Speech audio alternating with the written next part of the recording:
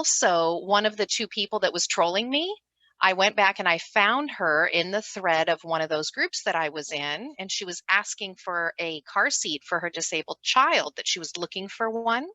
And I went and I found a few and I posted them in there and I was like, "Hey, were you still looking for this?" And she was like, "Oh, thank you so much. I did find one." And so I engaged her in a different way with my different picture.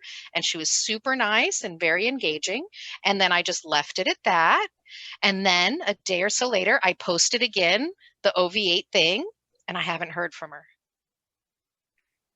All right. Well, So, that's you know, exciting to hear a different technique you as well. know, so I've got my ways. Okay, so this is great. That's wonderful. You're like backing up my hypothesis that this VA, like removed VA that's just doing work for somebody else, is not the way to go, because you're involved in the business and you went and found a different way. And it's not a, like, how are you going to teach a VA that process? Well, I teach people all the time. This is just me. This is my magic. This is how I interact with human beings my whole life. And this is just who I am. And I teach this to people constantly.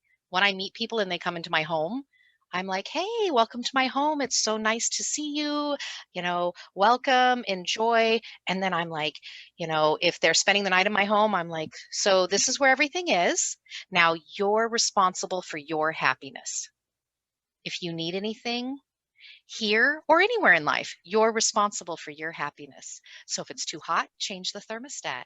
If it's too cold, get a blanket. If you're hungry, get food. If you're thirsty, get water. Because I'm going to go to bed. And if you need anything, you have to take care of it." And they're like, "No one's ever told me that before." And it's like these life changing epiphanies. And I do that to people Salesman. all the time. My son really liked that. So this is just how I treat people in the world.